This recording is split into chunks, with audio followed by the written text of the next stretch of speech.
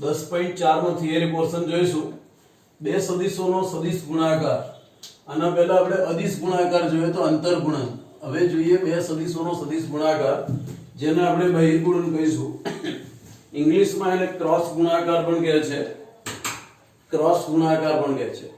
a bar equal to i1 caret a1 i caret plus a2 j caret plus a3 k caret, b bar equal to b1 i caret plus b2 j caret plus b3 k caret. તો a cross b નિશ્ચયથી શોધવાનું. પહેલી હાર હંમેશા i caret j caret k caret મૂકવાની. બીજી હાર તરીકે આ સહગુણક લખવાના a1 a2 a3, અને ત્રીજી હાર તરીકે આ સહગુણક લખવાના b1 b2 b3. i caret નિશ્ચયક જેમ ઉકેલતા એમ ઉકેલ લેવાનો, માઈનસ j caret નિશ્ચયક જેમ ઉકેલતા એમ ઉકેલ લેવાનો. તો આ જે જવાબ મળ્યો એ a બાર ક્રોસ b બાર એનો જવાબ મળ્યો. a bar cross b bar નો જવાબ એક સદિશ મળશે. અંતર્ગુણન હોય તો જવાબ અદિશ મળે, આ જવાબ સદિશ મળશે. a ક્રોસ b અને b ક્રોસ a માં એક માઈનસ નો ફરક પડે છે, એટલે કે સદિશ ગુણાકાર સમક્રમી નથી. કારણ કે a ક્રોસ b માં બીજી હાર તરીકે a બાર ના ઘટક આવશે અને ત્રીજી હાર તરીકે b બાર ના ઘટક. b ક્રોસ a એટલે આ બે હારની અદલાબદલી. નિશ્ચયકનો ગુણધર્મ છે કે કોઈ પણ બે હારની અદલાબદલી કરીએ તો મૂલ્ય વિરોધી થાય, એટલે એ નિયમના આધારે માઈનસ b ક્રોસ a થયું. ચલો, બીજો ગુણધર્મ a bar cross a bar equal to શૂન્ય સદિશ. આ બે હાર સરખી હોય તો એનું મૂલ્ય બે નિશ્ચયકમાં કોઈ પણ બે હાર સરખી તેનું મૂલ્ય 0 થાય. પણ અહીંયા આગળ ક્રોસ ગુણાકાર છે એટલે શૂન્ય સદિશ લખીશું. a ક્રોસ b શૂન્ય સદિશ હોય. આ જવાબ શૂન્ય સદિશ ક્યારે થાય? a બાર અને b બાર સરખા હોય. સોરી, a બાર અને b બાર પેરેલલ હોય. તો પેરેલલ એટલે એની વચ્ચે 2 ગણાનો 3 ગણાનો 4 ગણાનો સંબંધ હોય. દાખલા તરીકે આના નાના વચ્ચે 4 ગણાનો સંબંધ હોય તો 4 કોમન કાઢો એટલે બે હાર સરખી થઈ જાય, શૂન્ય સદિશ થઈ જાય. બરાબર, એટલે a bar parallel to b bar. આમ જો એનો ક્રોસ ગુણાકાર શૂન્ય સદિશ હોય તો આ બે વચ્ચે કોઈ ગણાનો સંબંધ હોય ને હોય જ અંદરથી. દાખલા તરીકે 3 ગણાનો સંબંધ હોય તો 3 બહાર નીકળે અને બે હાર સરખી થઈ જાય એટલે શૂન્ય સદિશ થાય. અને કોઈ ગણાનો સંબંધ હોય તો એ બે સદિશો પેરેલલ થાય. Okay, a cross b A a બાર અને b બાર બંનેને લંબ સદિશ છે, જે ફિઝિક્સમાં પણ તમે ભણ્યા હશો. a બાર ક્રોસ b બાર એ કયો સદિશ કહેવાય? તો કે a બાર અને b બાર બંનેને લંબ સદિશ.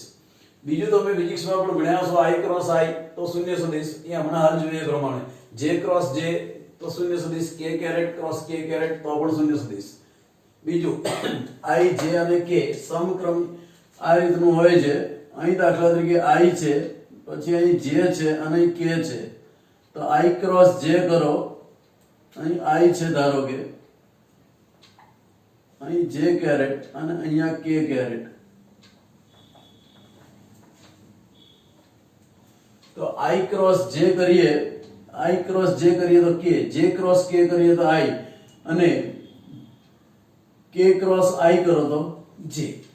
ઓકે, બીજું a બાર અને b બાર વચ્ચેનો ખૂણો થીટા હોય તો sin થીટા આ સૂત્ર દ્વારા પણ મેળવી શકાય.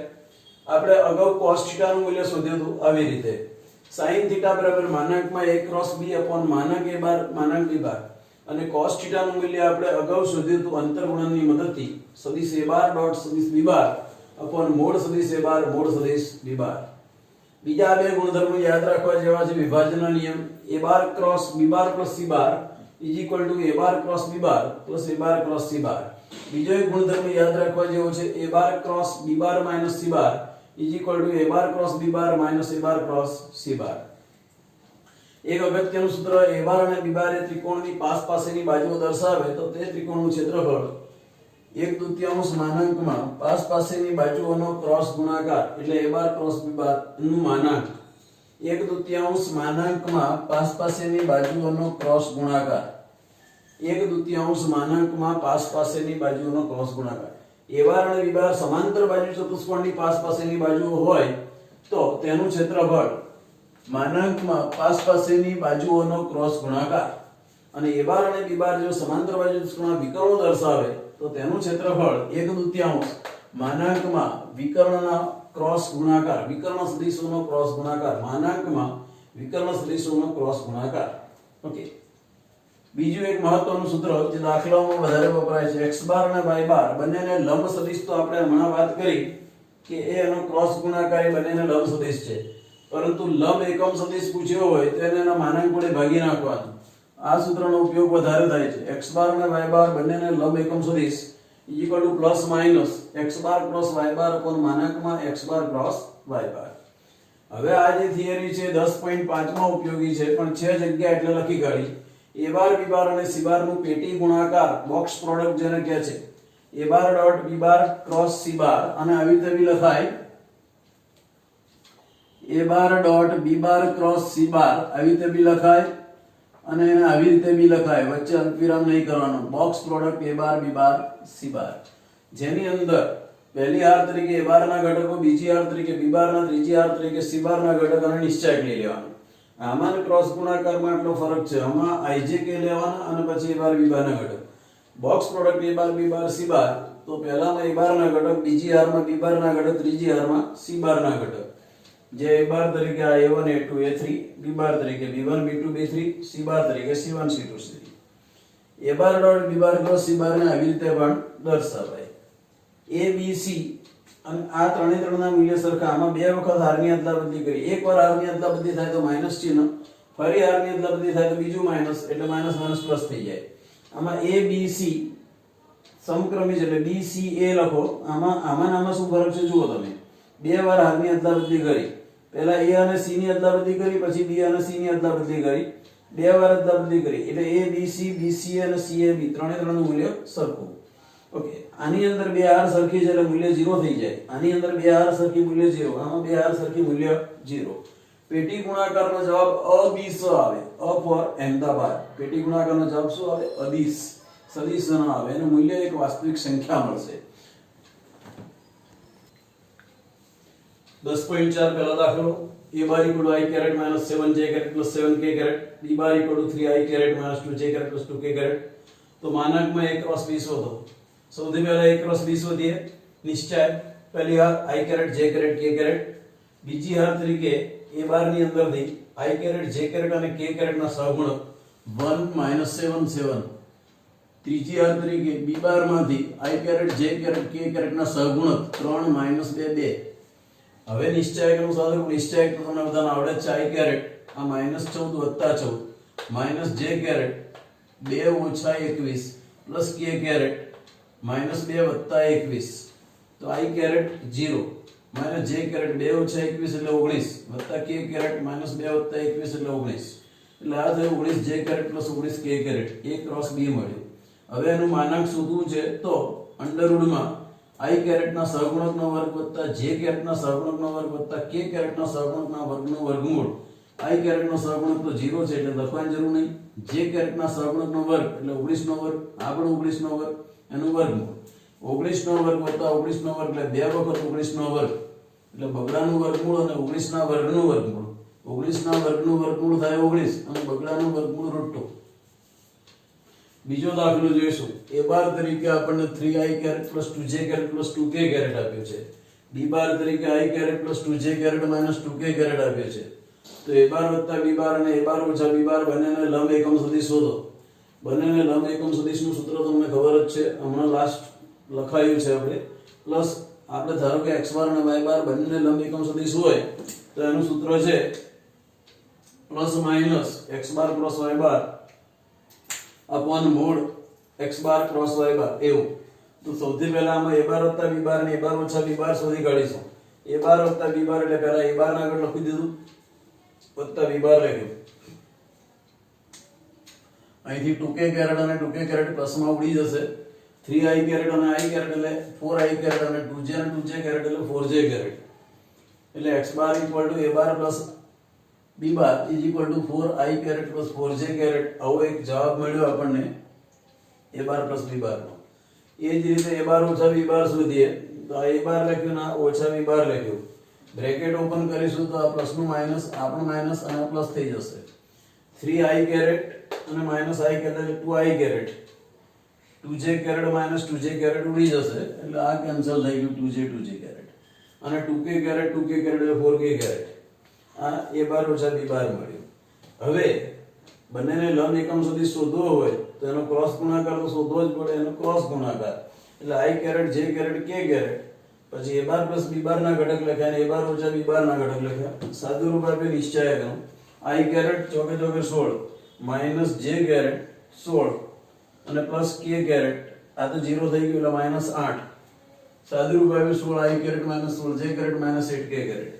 હવે એનું માનાંક શોધી કાઢ્યું. તો માનાંક શોધીએ તો i કેરેટ ના સહગુણકનો વર્ગ વત્તા j કેરેટ ના સહગુણકનો વર્ગ વત્તા k કેરેટ ના સહગુણકનો વર્ગ 16 નો વર્ગ સાદુરૂપ આપવા માટે 8 ગુણ્યા 2 હોલ સ્ક્વેર લખ્યું. -16 એટલે 8 ગુણ્યા -2 હોલ સ્ક્વેર લખ્યું અને -8 એટલે 8 ગુણ્યા -1 હોલ સ્ક્વેર. એમાં 8 નો સ્ક્વેર કોમન કાઢ્યો એટલે અહીં વધ્યો 2 નો વર્ગ -2 નો વર્ગ અને -1 નો વર્ગ. 2 નો વર્ગ થાય 4, -2 નો વર્ગ ફરી 4 અને -1 નો વર્ગ 1. 4 વત્તા 4 8 અને 1 9 થયા. 8 નો વર્ગ અને 9 એટલે 3 નો વર્ગ. બંનેની અંદર વર્ગમૂળ છે એટલે 8 ગુણ્યા 3 24 જવાબ આવશે એનો. a બાર વત્તા b બાર અને a બાર ઓછા b બાર બંનેને લંબ એકમ સદિશ એટલે પ્લસ માઇનસ એ બંનેનો ક્રોસ ગુણાકાર અને એના ક્રોસ ગુણાકારનું માનાંક. સૂત્ર યાદ રાખો, x બાર અને y બાર બંનેને લંબ એકમ સદિશનું સૂત્ર પ્લસ માઇનસ હમણાં જ લખ્યું આપણે x bar cross y bar upon મૂળ x બાર ક્રોસ y બાર. x બાર અને y બાર બંનેને લંબ એકમ સદિશનું સૂત્ર plus minus x bar cross y bar upon મૂળ x બાર ક્રોસ y બાર. એટલે આ એ સદિશ લખ્યો અને પછી નીચેનું માનાંક લખ્યું. અલગ અલગ છૂટા પાડ્યા 16 ભાગ્યા 24 -16 ભાગ્યા 24 -8 ભાગ્યા 24. 16 ભાગ્યા 24 એટલે 8 દુ 16 8 તરી 24 2/3 આવશે. આમાં -2/3 આવશે અને આમાં -1/3 આવશે. આ એનો જવાબ છે. ત્રીજો દાખલો, જો એકમ સદિશ a બાર એ i કેરેટ સાથે π/3 j કેરેટ સાથે π/4 અને k કેરેટ સાથે લઘુકોણ થીટા ખૂણો બનાવે તો તે થીટા શોધો અને તે પરથી a બાર ના ઘટકો શોધો. ઓકે, અહીંયા i કેરેટ સાથે π/3 j કેરેટ સાથે π/4 અને k કેરેટ સાથે થીટા ખૂણા બનાવે ત્યારે દિક્ખૂણા કહેવાય. કારણ કે એ x અક્ષ y અક્ષ અને z અક્ષની ધન દિશા સાથે બનાવેલા ખૂણા. અને દિક્ખૂણા ઉપરથી દિક કોસાઇન ના વર્ગોનો સરવાળો 1 થાય એટલે cos સ્ક્વેર આલ્ફા વત્તા cos સ્ક્વેર બીટા વત્તા cos square gamma = 1. cos square π/3 વત્તા cos સ્ક્વેર π/4 વત્તા cos square theta = 1. cos square π/3 કિંમત મૂકી, cos સ્ક્વેર π/4 કિંમત મૂકી, cos સ્ક્વેર થીટા એવા ને એવા. આ થાય 1/4, આ થાય 1/2 વત્તા cos સ્ક્વેર થીટા = 1. અહીં 4 લસા લીધો એટલે અહીં 1 વત્તા 2 3/4 વત્તા cos સ્ક્વેર થીટા = 1. સો cos સ્ક્વેર થીટા = 1 - 3/4 એટલે cos square theta = 1/4 cos theta ± 1/2. જો cos થીટા ની અંદર પાછો લઘુકોણ થીટા આપેલો છે એટલે cos થીટા 1/2 જ લેવાનો એટલે થીટા π/3 થાય. જો લઘુકોણ થીટા ના આપ્યો હોય તો cos થીટા -1/2 પણ લેવાય એટલે -1/2 માં થીટા 2π/3 થાય.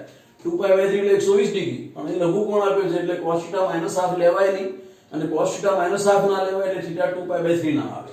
ઓકે, હવે a બાર એકમ સદિશ છે. a બાર એકમ સદિશ છે એટલે એકમ સદિશ છે એવું આપેલું છે. દિક કોસાઇન ના વર્ગોનો સરવાળો 1 થાય એટલે આ દિક કોસાઇન જે છે એના સહગુણક તરીકે લઈ લીધા. a bar = cos alpha i caret વત્તા cos બીટા j કેરેટ વત્તા cos ગામા k કેરેટ. આવું કેમ લીધું? કારણ કે a બાર એકમ સદિશ છે એટલે અહીંયા દિક કોસાઇન લઈ લઈએ તો દિક કોસાઇન ના વર્ગોનો સરવાળો 1 થઈ જાય એટલે a બાર નું માનાંક એક એકમ થઈ જાય. ચાલો, આ થયું cos π/3 i caret cos π/4 j caret cos π/3 k caret એટલે a બાર મળી ગયા 1/2 i કેરેટ વત્તા 1/√2 j કેરેટ વત્તા 1/2 k કેરેટ.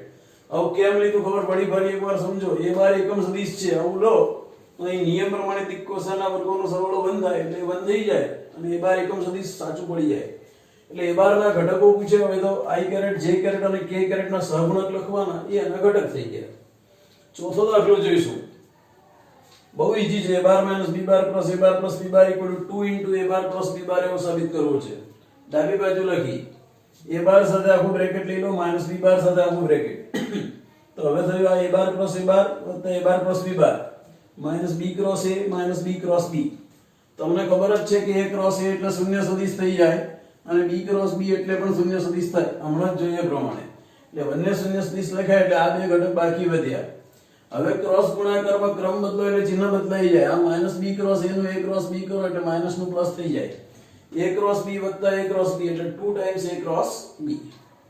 હવે પાંચમો દાખલો 2i કેરેટ વત્તા 6j કેરેટ વત્તા 27k caret cross i caret વત્તા લેમ્ડા j કેરેટ વત્તા μ k કેરેટ = શૂન્ય સદિશ. શૂન્ય સદિશ આપ્યું છે. ક્રોસ ગુણાકાર કેવી રીતે કરાય? તો ક્રોસ ગુણાકાર કરવા માટે પહેલી હાર i caret j caret k caret, બીજી હાર તરીકે આના સહગુણક લખી દેવાના 2 6 અને 27. ત્રીજી હાર તરીકે આમાંથી સહગુણક લખવાનો i કેરેટ નો સહગુણક 1, j કેરેટ નો સહગુણક લેમ્ડા અને k કેરેટ નો સહગુણક મ્યુ. આમે શૂન્ય સદિશ નિશ્ચયક ઓપન કરતા દરેકને આવડે છે i કેરેટ 6 ઓમેગા અને 6 mu minus 27 lambda minus j caret 2 શું છે મ્યુ માઈનસ 27 અને k caret 2 lambda minus 6 and is equal to શૂન્ય સદિશ. એટલે શૂન્ય સદિશને તમે આવી રીતે લખી શકો શૂન્ય i કેરેટ પ્લસ શૂન્ય j કેરેટ પ્લસ શૂન્ય k કેરેટ. પહેલાની કમ્પેરિઝન ના કરો, બીજા અને ત્રીજાની કમ્પેરિઝન કરો તો 2 મ્યુ માઈનસ 27 બરાબર 0 અને 2 લેમ્ડા માઈનસ 6 બરાબર 0. એટલે મ્યુ થઈ ગયો તો અહીં પ્લસ 0 જે હોય કે માઈનસ 0 જે હોય એનાથી બહુ ફરક નથી પડતો. બરાબર સમજો. અહીંયા આગળ 0 છે, અંદર જે પ્લસ હોય કે જે માઈનસ હોય એનાથી ફરક નહીં પડતો. આગળ પ્લસ 0 જે લખો કે માઈનસ 0 જે લખો એનાથી ફરક નહીં પડતો. એટલે ડાયરેક્ટ કમ્પેરિઝન કરો, મ્યુ મળી ગયા અને લેમ્ડા મળી ગયા. આની સાથે આપણે આ એક્સરસાઇઝના 5 દાખલા પૂરા કર્યા.